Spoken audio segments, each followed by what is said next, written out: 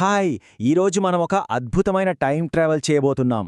కొన్ని వేల సంవత్సరాలు వెనక్కి వెళ్ళి మన భారతదేశపు మొట్టమొదటి అతి గొప్ప నాగరికత గురించి తెలుసుకుందాం. సరే, అసలు విషయంలోకి వెళ్లే ముందు ఒక చిన్న ప్రశ్న. 100 ఏళ్లపాటు చెక్కుచెదరకుండా ఉండే ఒక నగరాన్ని కట్టాలంటే ఏం చెయ్యాలి? భలే పెద్ద ఛాలెంజ్ కదూ! కానీ మన పూర్వీకులు దీన్ని చేసి చూపించారు. ఇప్పుడు మనం చూస్తున్నది సుమారు 4000 ఏళ్ల క్రితం కట్టిన ధోలవీరా అనే నగరం యొక్క గేట్. ఇది సింధు సరస్వతీ నాగరికతకు చెందింది. ఈ శిథిలాలను చూస్తుంటేనే అర్థమవుతోంది వాళ్ళ నగరాలు ఎంత పర్ఫెక్ట్గా, ఎంత ప్లానింగ్తో ఉందేవో. అంటే ఆ కాలంలోనే వాళ్ళు స్మార్ట్ సిటీలు కట్టేశారన్నమాట. అయితే వాళ్ళ సక్సెస్ గురించి తెలుసుకోవాలంటే ఫస్ట్ అసలు నాగరికత అంటే ఏంటో మనకు తెలియాలి కదా. దాని గురించి సింపుల్గా చూద్దాం. చూడండి, ఒక సమాజాన్ని నాగరికత అని పిలవాలంటే కొన్ని లక్షణాలుండాలి. వాళ్లకంటూ ఒక గవర్నమెంట్ ఉండాలి. సిటీసేమో పక్కా ప్లానింగ్తో కట్టి ఉండాలి. రకరకాల వస్తువులు తయారు చేయాలి. వేరే ప్రాంతాలతో బిజినెస్ చేయాలి. వాళ్లకు సొంతంగా ఒక భాష, దానికొక లిపి, మంచి ఆర్కిటెక్చర్ ఉండాలి. అన్నిటికన్నా ఇంపార్టెంట్, అందరికీ సరిపడా ఫుడ్ పండించే అగ్రికల్చర్ ఉండాలి. రైట్, నాగరికత అంటే ఏంటో మనకిప్పుడొక ఐడియా వచ్చింది. సో ఇంకెందుకు ఆలస్యం, మన భారతదేశంలో మొట్టమొదటి నగరాలను వెతుక్కుంటూ వెళ్ళిపోదాం, పదండి. ఒక్కసారి ఈ టైంలైన్ చూడండి, ఎంత ఇంట్రెస్టింగ్గా ఉందో. మన సింధు సరస్వతీ నాగరికత సుమారుగా క్రీస్తుపూర్వం 2600 నుండి 1900 వరకు, అంటే అక్షరాల ఇప్పటికీ దాదాపు 4500 ఏళ్ల క్రితమన్నమాట. వావ్! అంటే అప్పట్లో ప్రపంచంలో పెద్ద పెద్ద నాగరికతలుగా పేరున్న ఈజిప్ట్, మెసొపొటేమియాలతో పాటే మన నాగరికత కూడా ఉంది. చాలామంది ఇది సింధు నది దగ్గరే ఉండేదనుకుంటారు, కాని కాదు. ఈ మ్యాప్ చూస్తే మనకు క్లియర్గా అర్థమవుతుంది ఇది ఎంత పెద్దదో. సింధు నదితో పాటు ఒకప్పుడు మన దేశంలో ప్రవహించిన సరస్వతీ నది ఒడ్డును కూడా వందల కొద్దీ ఊళ్ళు, నగరాలు ఉండేవి. సరే, ఇప్పుడొక పని చేద్దాం.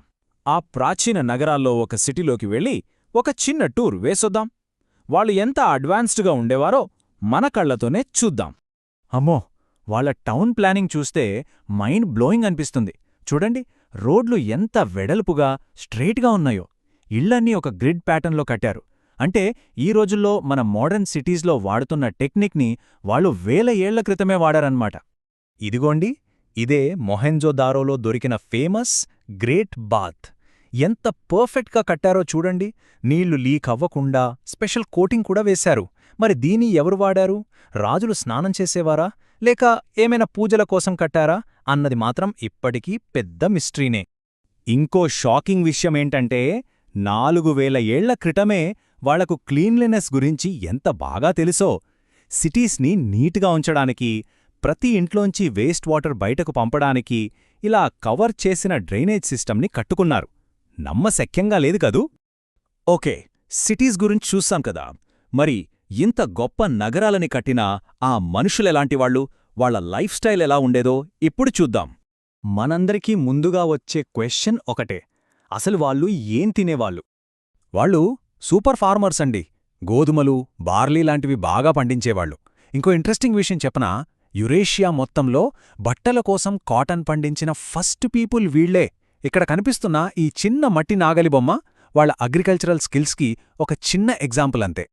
వాళ్ళు వాడిన వస్తువులు చూస్తే నిజంగా ఆశ్చర్యపోతాం. ఈ అందమైన కార్నేలియన్ పూసల నెక్లెస్లు చూడండి, ఏనుగు దంతంతో చేసిన దువ్వెనలు, పాలిష్ చేసిన బ్రాంజ్ మిర్రర్సు, చివరికి పిల్లలు ఆడుకోవటానికే భలే భలే బొమ్మలు. ఇలా చెప్పుకుంటూ పోతే చాలా ఉన్నాయి. వాళ్ల బిజినెస్ కూడా చిన్నదేం కాదు, చాలా పెద్ద స్కేల్లో చేసేవాళ్లు. ఉదాహరణకి గుజరాత్లోని లోథల్లో ఉన్న ఈ డాక్యార్డ్నే చూడండి. ఇది ఎంత పెద్దదో తెలుసా? దాదాపు 2 ఫుట్బాల్ గ్రౌండ్స్ అంతా. ఇక్కడ్నుంచే షిప్స్లో వేరే దేశాలకు సరుకులు పంపేవాళ్లన్నమాట. అప్పట్లో ట్రేడర్స్ తమ వస్తువుల మీద మార్క్ చేసుకోటానికి ఇలాంటి చిన్న చిన్న సీల్స్ వాడేవాళ్లననుకుంటున్నారు. పురావస్తు తవ్వకాల్లో ఇలాంటివి వేలల్లో దొరికేట. ప్రతి సీల్ పైన ఒక యానిమల్ ఫిగర్, కొన్ని గుర్తుల్లాంటివి ఉన్నాయి. ఆ సీల్స్ పైన ఉన్న ఆ గుర్తుల్ని చూసారా? అదే వాళ్ళ రైటింగ్. కానీ ఇక్కడే ఉంది అసలు ట్విస్ట్. ఇది హిస్టరీలోనే ఒక పెద్ద మిస్టరీ. ఎందుకంటే ఇవాల్టి వరకు ఆ అక్షరాల్ని ఎవ్వరూ చదవలేకపోయారు. అసలందులో వాళ్ళు ఏం రాసుకున్నారో, ఏ రహస్యాలు దాచారో ఊహించుకోవడానికే భలే థ్రిల్లింగ్గా ఉంది కదూ. ఇంత సక్సెస్ఫుల్గా ఇంత అడ్వాన్స్డ్గా ఉన్న నాగరికత ఏమైపోయింది? ఆ ప్రజలు ఎక్కడికి వెళ్ళిపోయారు? మన ఈ జర్నీలో ఇదే last and most interesting part.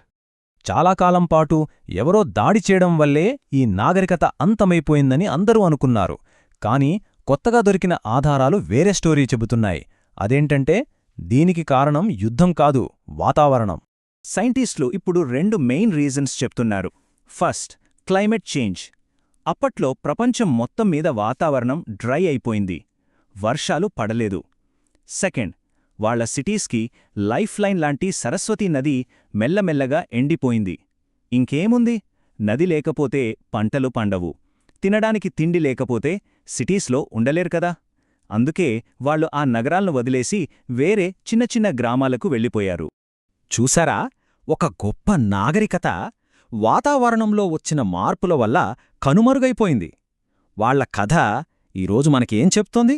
మనం దీన్నుంచి ఏం నేర్చుకోవాలి? ఇది మనందరం ఆలోచించాల్సిన ప్రశ్న.